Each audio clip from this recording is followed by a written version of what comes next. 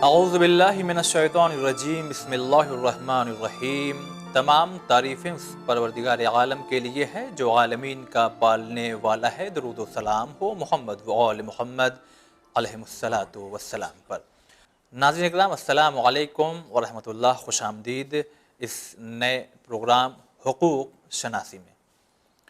नाम से ही बहुत से लोगों को वाज़ेह हो चुका होगा कि हम किस मौजू पे गुफ्तगू करेंगे। वाकई हालात हाज़रा को देखा जाए और बिलख़ुसूस जो हमारे नौजवान भाई बहन हैं या छोटे भाई बहन, उनके इल्म व मारिफत में इजाफ़े का ये सबब बनेगा प्रोग्राम। इस प्रोग्राम को जब आपने नाम सुना तो ख़ुद जैसे हुकूक़, हक़, फ़राइज़, बहुत सी चीज़ें इंशाअल्लाह इसमें आएंगी जिनका जानना समझना बहुत ज़रूरी है। अक्सर ना जानने की बिना पे कभी कभी प्रॉब्लम हो जाता है। अब आपको इंतज़ार होगा कि हमारे इस टॉपिक से रिलेटेड जितने भी सवालात हैं उनके जवाब देने के लिए। जी हाँ, हमारे साथ में मौजूद हैं तंज़ीमुल मकातिब के सेक्रेटरी हुज्जतुल इस्लाम वल मुस्लिमीन आली जनाब मौलाना सैयद सफ़ी हैदर साहब। आइए रूबरू कराते हैं। आगा अस्सलामु अलैकुम व रहमतुल्लाह।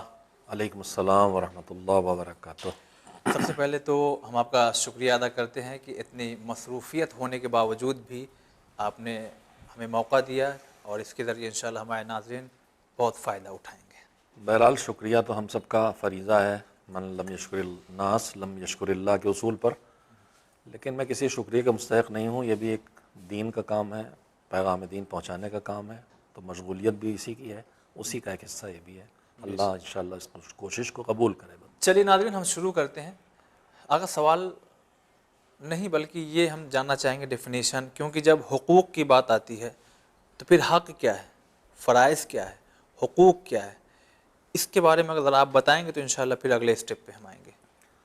इसमें लफ्ज़ हक़ वाहिद है, सिंगुलर है, जी और उसका प्लूरल है हुकूक़ और हक़ाइक़ जी या हकीक़ा का, हकीकत जिसे हम कहते हैं, उसका प्लूरल हक़ाइक़ है। लेकिन उर्दू में जब लफ्ज़ हक़ बोला जाता है तो उससे मुराद वो मफ़हूम होता है जो बातिल के मुकाबले में है। एक चीज़ बातिल है, गलत है, उसका वजूद नहीं है, फ़र्ज़ी है, और एक चीज़ वो है जो उसके मुकाबले में है, जो है और दुरुस्त है। तो जो हक़ अल्लाह को कहते हैं वल हक़, वो असल में तो सिर्फ वो है। अब उससे जो निकल के आएगा हमारे पास वो सब हक़ होगा। जी लेकिन ये जब हम उर्दू में लफ्ज़ हक़ बोलते हैं तो बातिल के मुकाबले में आता है, लिहाजा अमूमन सही और गलत के फ़ैसलों में यह इस्तेमाल किया जाता है। और इससे अमूमन हक़ शनासी मसलन उर्दू में आता है तो उससे मुराद आम तौर पर यह है कि हम पहचानें कि सही क्या है किसी भी फील्ड में, जी ख़ास करके मज़हब में, और मज़हब में भी ख़ास करके उसके उसूल व अक़ायद में। अच्छा। लेकिन यही लफ्ज़ जब हुकूक़ शनासी बोला जाता है तो अब वहाँ दायरा इसका महदूद हो जाता है, और उससे मुराद फिर सिर्फ़ ये रह जाता है कि अल्लाह ने जो इंसानों पर, अपनी मखलूक पर हुकूक़ रखे हैं उनको जाना जाए। जी जी हुकूक़ अल्लाह ने जो रखे हैं वो दो तरह के हैं। ख़ुद अल्लाह का हक़ है जो उसकी मखलूक पर, उसके बंदों पर है, और ख़ुद अल्लाह ने अपनी मखलूक का हक़ मखलूक पर रखा है। सही। हुकूक़ उन्हीं पे रखे हैं जिनको अल्लाह ने इस लायक पाया है कि वो हक़ को पहचान सकें और हक़ पर अमल कर सकें, यानी साहिबान अक़ल, जिनको अल्लाह से अक़ल मिली है, उन पर हक़ रखा है। सही। और हक़ उनको दिया है जिनके ज़िम्मे कोई फ़र्ज़ रखा है। फ़र्ज़ और हक़ का एक रिश्ता है, जितना फ़र्ज़ बड़ा होता है उसके मुकाबले उतना ही हक़ ज़्यादा मिलता है। अगर किसी को ज़्यादा हुकूक दिए गए हैं तो इसका मतलब उसके ऊपर ड्यूटीज़ ज़्यादा और है। फ़राइज़ ज़्यादा हैं। माँ बाप के हुकूक अगर बहुत ज़्यादा हैं तो इसलिए हैं कि उनके फ़राइज़ भी सबसे ज़्यादा हैं। तो लफ्ज़ हक़ बोलने के बाद कई मफ़हूम दिमाग में आते हैं, लेकिन आप जो गुफ्तगू इस वक्त करना चाहते हैं मेरे ख़्याल में उस आप हुकूक पे गुफ्तगू हुकूक़ करना चाहते हैं जी हाँ। कि अल्लाह ने हुकूक जो रखे हैं इंसानों पर, उनकी दो किस्में बनती हैं, एक अल्लाह का हक़ है और एक बंदे का हक़ है। अल्लाह के हुकूक और बंदों के हुकूक जी, हैं। तो आगाज़ यहीं से करते हैं कि अब सवाल ये अंदाज़ है कि अल्लाह का के जो हक़ हैं उसके बारे में आप ज़रा बयान करें। हुकूकुल्लाह और हुकूकुल इबाद दो लफ्ज़ मज़हब में, मज़हबी ज़बान में बोले जाते हैं। जी हाँ। हुकूकुल्लाह का मतलब ये है कि वो ज़िम्मेदारियाँ जो मेरे ऊपर हैं, जो मुझे अल्लाह के मुकाबले में अदा करना है, मैं उनको अदा करूँ, जो एक लफ्ज़ में है इताअत परवरदिगार, इताअत उसकी परवरदिगार। मारिफत और उसके बाद उसकी इताअत। जी। इताअत में जो कहे वो करना और जिस काम से रोक दे उससे बचना, यानी तमाम वाजिबात को अंजाम देना कम अज़ कम, और उसके बाद फिर अगर आगे बढ़ सके तो मुस्तहब्बात को अंजाम देना, और हराम से अपने आप को बचाना, और उससे आगे बढ़ सके तो मकरूह से अपने आप को बचाना। उनमें नुमाया तरीन हक़ नमाज है, रोज़ा है, जी। हज है, ये हुकूकुल्लाह है। एक लफ्ज़ यहाँ पे अर्ज़ कर दूँ, एक बात की वजाहत कर दूँ कि हमारे दिमाग में आता है कि अल्लाह ने अपना हक़ रख लिया है, इसका मतलब हम कुछ उसको दे रहे हैं। बंदों के हुकूक की लेन देन तो है कि मेरे ऊपर हक़ है किसी का, तो इसलिए है कि फ़र्ज़ भी रखा गया है। लेकिन अल्लाह के यहाँ मामला यह है कि हम उसे कुछ दे नहीं रहे हक़ अदा करके। अगर हम औलाद का हक़ अदा करते हैं तो औलाद को कुछ हमसे मिलता है, अगर हम अपने माँ बाप का हक़ अदा करते हैं तो वो हमसे कुछ पाते हैं। लेकिन अल्लाह का हक़ जब हम अदा करते हैं तो वह हमसे कुछ पाता नहीं है। उसने अपने हुकूक इसलिए नहीं रखे हैं कि हमसे कुछ उसे लेना है, सब तो उसी का दिया हुआ है। सही बात, पूरा वजूद। वो हमारे ऊपर जो हुकूक रखता है, अपने हुकूक रखे हैं उसने, वो भी इसलिए कि वो हमें देना चाहता है। नमाज पढ़ने से हक़ उसका अदा होगा, लेकिन मिलेगा किसको? सही बात, हमें मिलेगा, खुद हमें मिल रहा है। जज़ा मिलेगी, सवाब मिलेगा, जन्नत मिलेगी, अल्लाह की रज़ा मिलेगी, मासूमीन अलैहिस्सलाम का जवार मिलेगा, इज़्ज़त मिलेगी, बरकत मिलेगी, बहुत कुछ मिलेगा, मिलेगा सब हमको। तो अल्लाह का हक़ अदा करके सब जो भी मिलता है हमको मिलता है। जी। लेकिन बंदों के हुकूक अदा करने में दोहरा मामला हो जाता है। जिसका हक़ हम अदा कर रहे हैं उसे भी मिलता है, और उस हक़ के अदा करने के नतीजे में फिर अल्लाह हमें भी देता है। वाह, सुभान अल्लाह। जी। हम अगर अपने रिश्तेदारों का हक़ अदा करते हैं, उनसे रिश्ता कायम रखते हैं, सिले रहम जिसे कहते हैं, जी। जी। तो ज़ाहिर है कि उनको उसका फ़ायदा पहुँच रहा है। हाँ, मसलन हमारा कोई रिश्तेदार गरीब है, हम उसकी मदद कर रहे हैं तो उसका फ़ायदा उसे पहुँच रहा है। कोई पहुँच रहा बीमार है, हम उसकी आदत कर रहे हैं तो फ़ायदा पहुँच रहा। जी। लेकिन सिर्फ उसी को फ़ायदा नहीं पहुँच रहा, कर्म है परवरदिगार ये है कि फिर उसका फ़ायदा हमें ही पहुँच रहा है। हमें भी पहुँचता है। सिले रहम करेंगे, हमारी ज़िंदगी लंबी हो जाएगी, रिश्ते जोड़ के रखेंगे तो हमारी सेहत अच्छी रहेगी, हमारे माल में बरकत होगी, आखिरत बनेगी, बहुत कुछ है। जी। तो बहरहाल ये कि अल्लाह ने सारा निज़ाम सिर्फ इसलिए बनाया है कि वो अपने बंदों को नुकसानात से बचाना चाहता है और फ़ायदों तक पहुँचाना चाहता है। चलिए, बहुत खूब। लेकिन यहीं पे एक सवाल हम ये करना चाहेंगे, अक्सर समाज में जो बादशाहियत होती है, मैं नाज़रीन ये सवाल सिर्फ इसलिए कर रहा हूँ ताकि इसका बेहतर जवाब आप तक पहुँचे। तो बादशाहों का मिजाज ये रहा है हमेशा कि जो मैं कहूँ उसको करना है, जो मैं हुक्म दे दूँ उसको करना, अगर नहीं करोगे तो ये तुम्हारी ये सज़ा है। तो कुछ ऐसा हुक्म देखा गया है परवरदिगार आलम की तरफ से कि जो कहा जाए इताअत करो, चुपचाप बिल्कुल है, खामोशी। बिल्कुल है। अच्छा, इंसान अगर ना करे तो एक तो सख्त सज़ा का भी उधर से ऑर्डर है, और उसके नुकसानात क्या क्या हैं, दोनों चीज़ जानना चाहें। एक बादशाह में, एक आमिर में, एक हाकिम में और अल्लाह में फ़र्क यह है कि पहली बात तो यह है कि हाकिम और बादशाह से मुझे न ज़िंदगी मिली है, सही। न ताकत व क़ुव्वत मिली, न कोई नेमत मिली है। ज़्यादा से ज़्यादा वो किसी कुछ नेमतों के मिलने का ज़रिया हो सकता है, जी। तो मेरा पड़ोसी भी है, मेरे माँ बाप भी हैं, सब ज़रिया हैं। बादशाह से ज़्यादा ये लोग ज़रिया होते हैं। सही बात। हमारे पास जो कुछ है अल्लाह के से मिला हुआ है, अगर उसमें से कुछ वक्त हमसे ले रहा है तो उसी का माल हमसे वापस मांग रहा है, पहली बात। जी। अगर हमसे कुछ माल भी ले रहा है, एक बात। दूसरी बात यह है कि मैं एक बात अपनी गुजारिशात में, तकारीर में वर्ज़ करता हूँ कि कोई किसी से कुछ मांगता है या लेता है तो क्यों, उसके पास नहीं है इसलिए। मैंने कहा मुझे ज़रा पानी दीजिएगा, तो पानी मेरे पास नहीं है और मुझे ज़रूरत है पानी की, इसलिए लेता सही, मांगूंगा। इसलिए मांगी। या फिर ये कि है लेकिन जितना होना चाहिए उतना नहीं है। हम्म। मैं आज रोटी रोज़ी मेरे घर में है, लेकिन 10 दिन के बाद मेरे घर में अगर कुछ नहीं लाऊंगा तो ख़त्म हो जाएगा। जी। तो है लेकिन ख़त्म हो जाएगा, इसलिए मैं फिर जाऊँगा, जस्तजू करूँगा, जॉब करूँगा, कारोबार करूँगा। सही। या है लेकिन जितना मुझे चाहिए उतना नहीं है, तो भी मैं लाऊंगा, मांगूंगा, तलाश करूँगा, जस्तजू करूँगा, डिमांड करूँगा। या है और बेहिसाब है और अभी इतना है कि हमारी ज़िंदगी में ख़त्म भी होने वाला नहीं, जी। लेकिन हमें पता है कि अगर हम लाएंगे नहीं, बढ़ाएंगे नहीं, तो एक न एक दिन ख़त्म हो जाएगा। तो जो भी किसी चीज़ की डिमांड करता है, ये करो, ये न करो, उसके पीछे यही चीज़ें होती हैं, मांगने के पीछे, डिमांड के पीछे। देखिए हम अल्लाह के पास क्या मसला है। कुछ ऐसा है जो उसके पास ना हो जो हमसे मांगे? सब उसके पास। सब उसके पास। कुछ कम है? नहीं। कुछ कम हो जाने का ख़तरा है? बिल्कुल नहीं। नहीं। तो फिर इसका नतीजा ये निकला कि वो हमसे जो मांग रहा है, ये करो ये ना करो, डिमांड ही डिमांड है। नमाज सही। पढ़ो, रोज़ा रखो, सजदा करो, झूठ ना बोलो, ग़ीबत ना करो। सताओ नहीं, हाँ, परेशान ना डिमांड करो। डिमांड ही डिमांड है, बस। मांग रहा है। सही। हत्ता कि कुरान में कहता है मैं युक़रिदुल्लाह क़र्ज़न हसना, अल्लाह को कर्जा कौन देगा? वो कर्जा भी मांग रहा हमसे।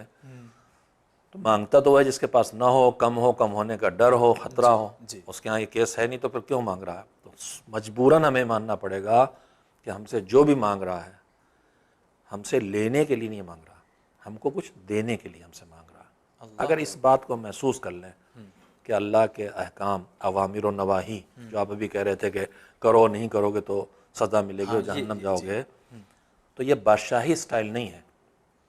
अच्छा ठीक है, उसने हमें फ़ायदा पहुंचाने के लिए हमसे कहा ये करो, नुकसान से बचाने के लिए कहा ना करो, हम नहीं माने, हमने वाजिब छोड़ दिया, आराम कर डाला, तो अब हमारी पिटाई क्यों होगी? हम जहन्नम क्यों जाएंगे? क्यों जाएंगे? तो मसला ये है कि जिस तरह से हुकूमत कानून बनाती है, लाल बत्ती जल रही है, रेड लाइट है, रुक जाओ, बिल्कुल ग्रीन लाइट है, जाओ। जी। अगर हम रेड लाइट पे नहीं रुके तो हमें एक्सीडेंट हो सज़ा क्यों दी जा रही है? हाँ। हम नहीं रुके, हम अपने ख़तरे में डाल रहे हैं। आपसे मतलब का नहीं, अब आप हमारी हुकूमत के बाशिंदे हैं, आपकी हिफाजत हमारी जिम्मेदारी है। आप समझ नहीं पा रहे, आप नुकसान उठाएंगे, हम आपको नुकसान नहीं उठाने देंगे। वाह। तो इस नुकसान से बचाने के लिए हम सज़ा देंगे ताकि आप हिम्मत न करें उस गलती के करने का जिसका नुकसान आपको पहुंच रहा है। अच्छा। मालिक जो हमें कहता है करो, तो नेकियों की दो किस्में, वाजिब और मुस्तहब। जी। एक जगह कहता है छोड़ोगे तो सज़ा मिलेगी, वो वाजिब। मुस्तहब पे कहता है करो, अच्छा है, बहुत कुछ मिल जाएगा तुम्हें, लेकिन नहीं करोगे हम सज़ा कुछ नहीं देंगे। बुराइयों से भी जो रोकता है तो एक है हराम, कि ये करोगे तो सज़ा मिलेगी, लेकिन बुराइयों की दूसरी किस्म मकरूह, उसमें वो कोई सज़ा करने पे नहीं देता। जी। बचोगे तो फ़ायदा पहुंचेगा तुमको। सही। तो अब बात ये हुई कि मालिक ये जानता है कि ये काम जो वाजिब हम कर रहे हैं, इसके छोड़ने में इतना बड़ा इसका नुकसान है कि वो नहीं चाहता कि ये नुकसान बंदा मेरा उठाए। जैसे हम बेटे से कहते हैं पढ़ो, इम्तिहान नज़दीक है, पढ़ो, अब गेम मत खेलो, खेलोगे पिटाई होगी। खैर पिटाई आजकल कोई नहीं कहता, मेरे जैसे खाली कह देते हैं। तो जिस तरह माँ बाप अपने बच्चों से किसी ऐसे काम के करने के लिए कहते हैं जिसके छोड़ने में बच्चे का बड़ा नुकसान है, तो उस फ़ायदे से महरूम न रहे, छोड़ने पर सज़ा की बात करते हैं ताकि ना छोड़े। इसी तरह से अल्लाह वो फ़ायदे कि जिनसे अगर महरूम रहता है इंसान तो उसका बहुत बड़ा नुकसान है, अल्लाह उसे बर्दाश्त नहीं करना चाहता, लिहाजा सख्ती करता है कि तुम्हें करना पड़ेगा। कुछ अपने लिए नहीं कर रहा, हमारे लिए कर रहा। इसी तरह फिर के हमारे हाँ, जैसे हराम करके जो हराम है तो अल्लाह यूं ही मनमाना नहीं करता है, वो अलीम और हकीम है, वो रहमान और रहीम है, वो जानता है। मैं नहीं जानता मुझे क्या नुकसान पहुंचा है, उसे पता है। मुझे अपने आप से जितनी मोहब्बत है उससे ज़्यादा मोहब्बत वो मुझसे करता है। बेशक। जितना मैं बाखबर हूँ उससे बहुत ज़्यादा मुझसे बाखबर है। उसे पता है इसके लिए नुकसानदेह हराम जो कर रहा है, इसकी दुनिया बर्बाद करेगा, इसकी आखिरत बर्बाद करेगा, इसके जिस्म को नुकसान पहुँचाएगा, इसकी रूह को नुकसान पहुँचाएगा, इसकी ज़ात को नुकसान पहुँचाएगा, इसके माहौल को, ख़ानदान को, माशरे को नुकसान पहुँचाएगा। तो जो बड़ा नुकसान अल्लाह उससे बचाने के लिए हराम करता है, और अगर इस नुकसान से ख़ुद को नहीं बचाओगे तो हम सज़ा देंगे ताकि तुम भी बचो और दूसरों में ये बीमारी ना फैले, वरना सब इसी नुकसान पे जाने लगे। वो जो एग्जांपल दिया आपने रेड लाइट वाला, वाकई ये आंखों देखी बात है कि अगर रेड लाइट है फिर भी एक बाइक सवार ने अगर अपनी बाइक को आगे बढ़ाया तो उसके पीछे देखा 8-10 लोग निकले और उसके नतीजे में पूरा ट्रैफिक भी जाम होता, और फिर जो निकला वो अपनी जान को भी खतरे में डाल रहा और दूसरों की जान को भी खतरे में डाल रहा। दूसरों। तो अब यहाँ हुकूमत की जिम्मेदारी है कि सख्ती करे। तो अल्लाह ये सख्ती जो कर रहा है ये बादशाही सख्ती नहीं है, यानी जो हक अदा करने ये की बाप वाली सख्ती है, माँ वाली सख्ती है। कि वो सख्ती, बच्चा लाख जिद करता है मुझे आइसक्रीम चाहिए, निमोनिया शिकार है, माँ बाप नहीं देते, बिल्कुल नहीं देते, चाकू मांगता नहीं देते। हाँ, तो बच्चे की बात नहीं मान रहे हैं तो इसका ये मतलब नहीं कि उनको मोहब्बत नहीं बच्चे से, उन्हें पता है कि ये नहीं जानता इसको नुकसान करने वाला है। जी। तो उसकी तरफ से जो है काम है वो बादशाही मनमाने है काम नहीं है, वो मोहब्बत का काम है, वो रहमत का काम है, वो नुकसान से बचाने का काम है, वो फ़ायदे तक पहुँचाने का काम है। यानी माशरे में जैसे बहुत से मज़ाहिब वाले हैं, शायद ना आशना होने की बना पे कभी कभी ये बातें आ जाती है सामने। क्या ये तो यार, बहुत जबर है, एक छोटा सा बच्चा अभी बेचारा 15 साल का हुआ नहीं कि वो सुबह सुबह उठ जाओ, लगा दिया गया उसको। हाँ उसको उठा के। जबर तो आप भी कर रहे हैं, सुबह सुबह स्कूल भेज रहे हैं, इसलिए कि आपको पता है कि न जाएगा तो नुकसान होगा, जाहिल हो जाएगा, रहेगा ये। क्योंकि जानते हैं जबर नुकसान आप है। भी कर रहे हैं, जंक फूड खाने से रोक रहे हैं उसे, तो आप भी कर रहे हैं, अब उसे आप जबर न कीजिए। जो आप कह रहे हैं अपने बच्चे के साथ जो कुछ कर रहे हैं वही अल्लाह अपने बंदे के साथ कर रहा है। आप करें तो वो मोहब्बत है, अल्लाह करे तो जबर है।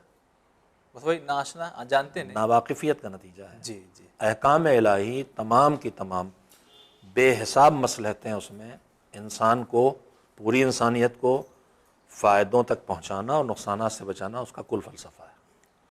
चलिए आगे, बहुत शुक्रिया। तो नाज़रीन, बड़ी बेहतर गुफ्तगू आपने सुना, बहुत से नतीजे सामने आए, ख़ुद आप भी इसको महसूस कर सकते हैं। हुकूक़ अल्लाह की जो बात हो रही थी, तो सबसे बड़ा अगर हक़ देखा जाए अल्लाह के बाद, तो वो किसका है? देखिए, हुकूकुल्लाह तो अल्लाह के हक़ हैं, अब उसके बाद बचती है अल्लाह की मखलूक। जी हाँ।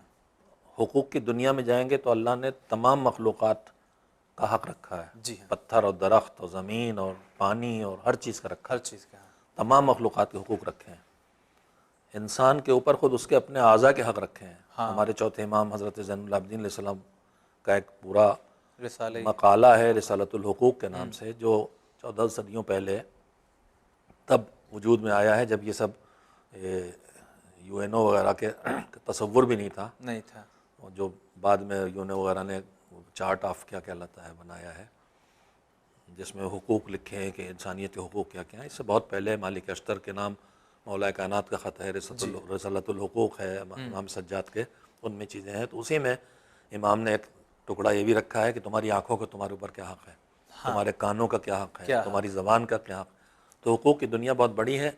मखलूक़ात के हुकूक अल्लाह ने मखलूक़ात पर रखे हैं, लेकिन मखलूक़ात की दुनिया में सबसे बड़ा हक़ उन्हीं का है जो अल्लाह के बाद सबसे अजीम मखलूक है, और वो अल्लाह के पैगम्बर हज़रत मोहम्मद मुस्तफ़ा सल्लल्लाहु अलैहि वसल्लम और उनके अहले बैत ताहिरीन अलैहिस्सलाम हैं।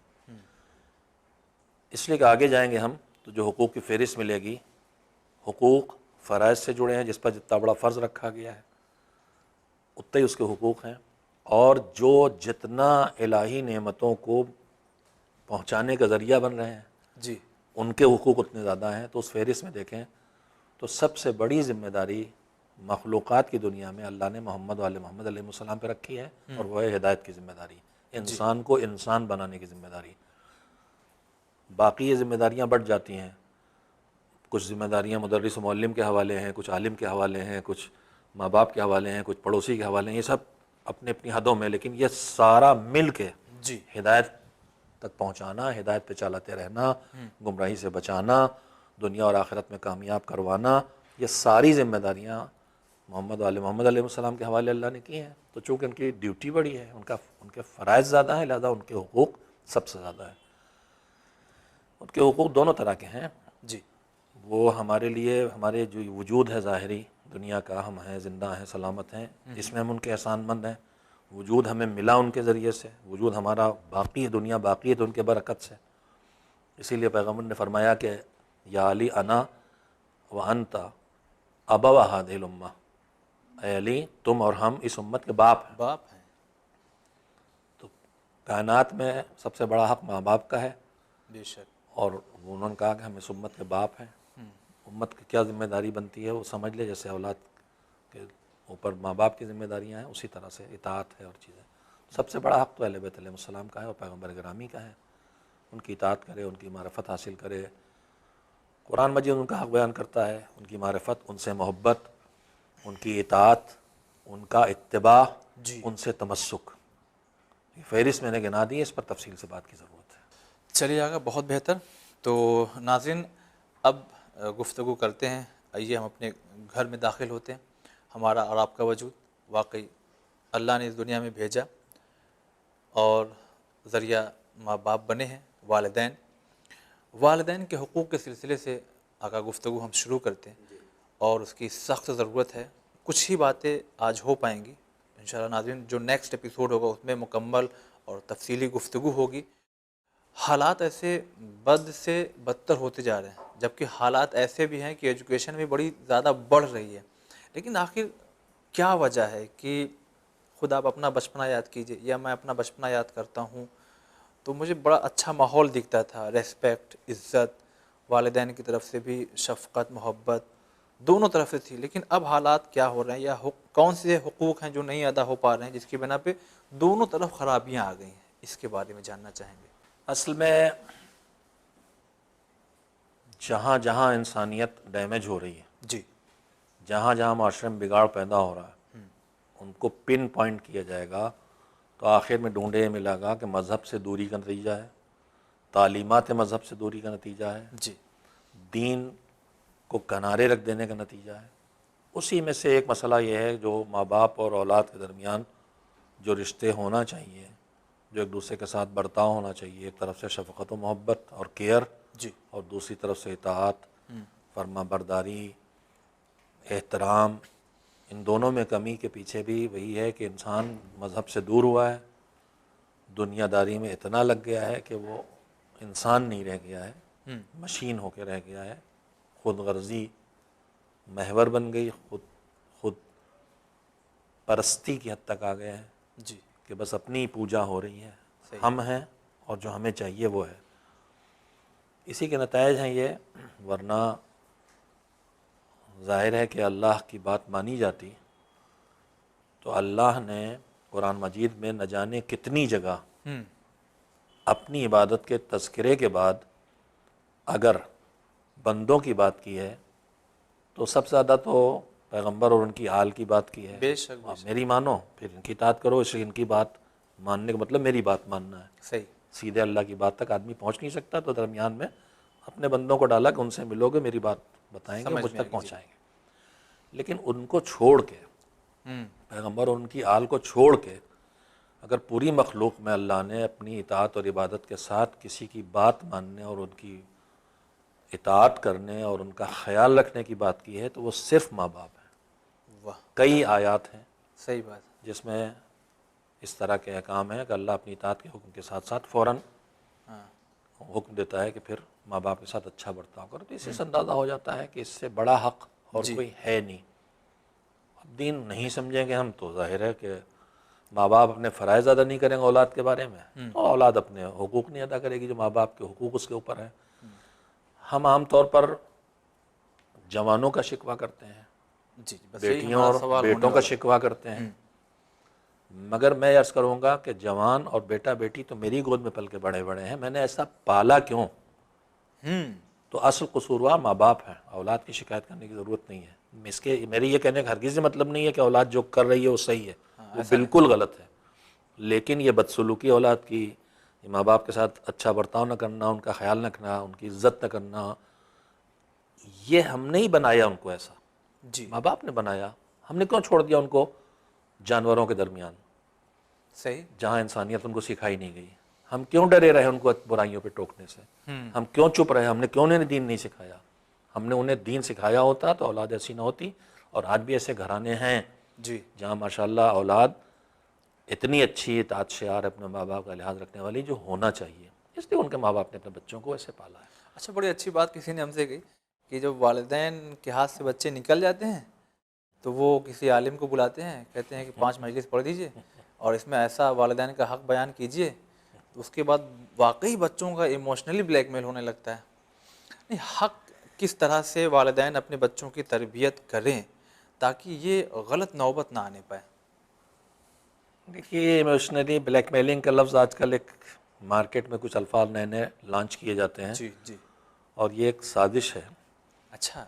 हाँ, अच्छे मफ़ाहिम को गलत पैराए में पेश करने के लिए या ख़राब मफ़ाहिम को अच्छे पैराए में पेश करने की एक कारोबार, इस पर भी एक गुफ्तगू की ज़रूरत है, अच्छा। ताकि हम हमारे सामीन और हमारी उम्मत और हम समझ सब सकें। समझ सकें कि एक खेल ये भी हमारे साथ हो रहा है। इंशाअल्लाह लफ्ज़ गुफ्तगू आज़ादी का इस्तेमाल कहाँ कहाँ हो जाता है। इसी तरह से बहुत सी चीज़ें अच्छे को बुरा बना के और बुरे को अच्छा बना के पेश किया जाता है। बिल्कुल कैप्सूल की तरह। ये लफ्ज़ मैंने आमतौर पर नौजवानों से सुना है, जब माँ बाप मोहब्बत का इजहार करते हैं, वाक़ई उन्हें मोहब्बत होती है, कोई सही। गया कहीं दूर गया और वो परेशान है, फ़ोन नहीं किया तुमने, नहीं कहते आप लोग हमें इमोशनली ब्लैकमेल कर रहे हैं। हकीकत ये नहीं है। लेकिन जहाँ तक ये तरीक़ा कि मौलाना 5 मजलिसें पढ़ के औलाद को सुधार दे, तरबियत घंटे 2 घंटे की तकरीरों से नहीं होती। नहीं, तालीम थोड़ी से हो सकती है, लेकिन तरबियत एक लंबी मुद्दत चाहती है। तालीम हो सकती है, तालीम हो तरबियत के सकती लिए है, वक्त लेकिन चाहिए। तरबियत वक्त मांगती है। तरबियत आप ड्राइविंग का तरीक़ा 5 मिनट में सिखा देंगे, सही, लेकिन आप ड्राइविंग सिखा दें 5 मिनट में, ये नहीं होने वाला, वो वक्त लेगा। अब किसकी तरबियत हो रही है और कौन तरबियत दे रहा है, उसमें वक्त घटे बढ़ेगा। मेरा जैसा कोई खुद ही अनाड़ी आदमी है ड्राइवर, तो वो सिखाने जाएगा, महीनों सिखा लेगा तब शायद सिखा पाए। लेकिन जिनका पेशा ही ड्राइविंग सिखाना है वो जल्दी सिखा लेंगे। सही बात है। तो तरबियत वक्त चाहती है। ये मजलिसें पढ़वा देने से ज़ौजियत के हुकूक़ पे पढ़ दीजिए और पड़ोसी के हुकूक़ पढ़ दीजिए और माँ बाप पे पढ़ दीजिए और औलाद पे पढ़ दीजिए, इसका तजुर्बा हमको बहुत होता है। जी हाँ, और हमसे जैसे ही किसी मौजू पर पढ़ने की फरमाइश होती है, हम चौकन्ना हो जाते हैं। लगता है इस इलाके में इस मौजू पर आपस में कोई टकराव है और अब मेरे ज़रिए बदला लिया जा रहा है। ये भी एक अफसोसनाक पहलू है। सही बात है कि मज़हब के ज़रिए बदला लिया जाता है। आजकल व्हाट्सएप पे जाइए आप, SMS में जाइए, इनमें आयतें रवायतें डाली जा रही हैं किसी को डैमेज करने के लिए, सिखाने के लिए नहीं, इंतकामी कार्रवाई के लिए। मज़हब को आदमी हर जगह इस्तेमाल कर रहा है। मजलिसें पढ़वाई जाती हैं मौजू दे के, कुछ न कुछ उसमें जैसे ही हमको मौजू मिलता है हम पहले होशियार हो जाते हैं कि भाई देख लें कि वाक़ईन ये मौजू इसलिए दे रहे हैं कि ज़रूरत महसूस कर रहे हैं या कुछ और मामला मकामी तौर पर। सही बात है। तो मजलिसें पढ़वाने से अच्छा है, पैगाम जाएगा, मालूमात जाएंगे, लेकिन मालूमात अलग देना अलग चीज़ है, तरबियत करना अलग चीज़ है। तरबियत माँ बाप को करना है, और तरबियत शुरू हो जाती है बच्चे की शादी के ख्याल आने से। जो रिवायात देखेंगे आप, तो कहाँ शादी करो, कैसा घर ढूंढो, दीन वाला ढूंढो, तकवे वाला ढूंढो। अच्छा, मतलब ये कि अभी बच्चे की विलादत नहीं, अभी विलादत नहीं, अभी शादी भी यानी नहीं अगर की। मुझे बाप बनना है तो पहले भी मैं किससे शादी करूं, यहाँ से शुरू हो रही है। यहाँ से तरबियत का मसला शुरू, औलाद की तरबियत का मामला यहीं शुरू हो जाता है। कैसी माँ लाएंगे, कैसा खून उसकी रगों में जाएगा, कैसी सोच की माँ होगी। जब बच्चा उसके पेट में होगा तो दीन के अहकाम के मुताबिक ज़िंदगी बसर करेगी, तो एक अच्छा इंसान वजूद में आएगा। अच्छा, इतना असर होता है? बहुत दूर से है। मैं अर्ज तो कर रहा हूँ कि उस वक्त से शुरू हो जाती है तरबियत, और बच्चे की औलाद की तरबियत का मसला उस वक्त शुरू होता है जब शादी का ख्याल दिमाग में आए, और फिर उसको आगे मरहलों में हर जगह रहना है। 9 महीने जो बतन मादर में गुजरते हैं, वहाँ क्या क्या हिदायत है मज़हब की, मादी सेहतमंदी के लिए बच्चों की, औलाद की, और मानवी और रूहानी सेहतमंदी के लिए। जी जी जी। डॉक्टर्स भी कहते हैं टेंशन में ना रहो। टेंशन में रहोगी तो बच्चा ब्लड प्रेशर का मरीज़ होगा या डैमेज होंगे उसके आसाब। अच्छा, ये तो बड़ी आम चीज़ है। डॉक्टर कहते हैं कि जहाँ पर रहना आप अच्छी अच्छी तस्वीर लगाइए। तो वो सब जिस्मानी जी, सेहत की बात कर रहे हैं। मजहब जो हिदायत देता है वो जिस्मानी और रूहानी दोनों सेहत, दोनों की। उसका जिस्म भी डैमेज ना हो और उसकी रूह, उसकी फ़िक्र, उसका कैरेक्टर भी डैमेज ना हो।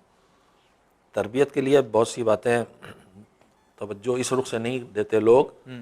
रवायात में है कि अगर बच्चा जो बहुत छोटा है, चंद महीने या चंद दिन का है, जी, हुजरे में है, और उसके माँ बाप जो मियाँ बीवी हैं वो आपस में एक दूसरे के करीब आए हैं, उनकी सांस की तेज़ आवाज़ भी अगर उन हालात में जब वो मियाँ बीवी एक दूसरे से करीब हुए हैं, उस वक्त अगर उनके सांस की तेज़ आवाज़ भी बच्चे तक जाती है, तो पैगंबर का एक इरशाद है कि कल ये बच्चा अगर बदकार निकले तो शिकायत उसकी ना करना।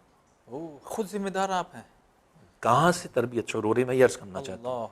एक छोटा बच्चा जो बज़ाहिर बिल्कुल ना कुछ नहीं जानता है, चंद दिनों का भी है, और किसी हराम कारी की सांस की आवाज़ उसके कानों में नहीं जा रही है। उसके माँ बाप जो मियाँ बीवी हैं वो जमा है साथ, सही। और उस वक्त उसकी सांस की आवाज़, अगर उनकी सांसों की आवाज़ जो तनफ़ुस बढ़ जाता है इस कैफियत में, वो अगर उस बच्चे तक पहुँचती है, तो पैगंबर कहते हैं कि अगर वो कल बदकारी करे तो उसे कसूरवार न करार देना। अल्लाह। तो इतनी बारीकियाँ तरबियत की हैं, हम नावाकिफ़, इसलिए मसाइल ही मसाइल हैं।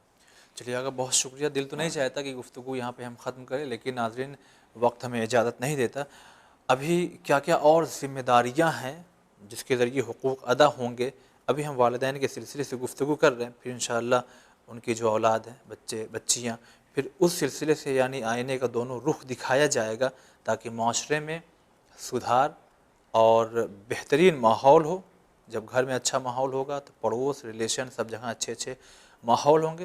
लिहाजा इन्हीं सब चीज़ों को देखते हुए हुकूक़ वालिदैन, बच्चों के, रिश्तेदार के, पड़ोसियों के, मुसलमान का मुसलमान पर, मुसलमान का गैर मुस्लिम पर, इन सब चीज़ों की बड़ी सख्त ज़रूरत है। इसलिए कि आजकल के हालात ऐसे हैं कि इंसान बस खुद पसंद हो गया, अपने ही फ़िक्र में बिल्कुल गुम हो चुका है। नाचना है या जानते हुए भी इन जानबूझ के कुछ कदम उठाया जा रहा है। इंशाअल्लाह गुफ्तगू होगी, इंतज़ार कीजिएगा अगला एपिसोड, जो कि आज की तरह बहुत अहम होगा। देखते रहिए चैनल पे। खुदा हाफ़िज़।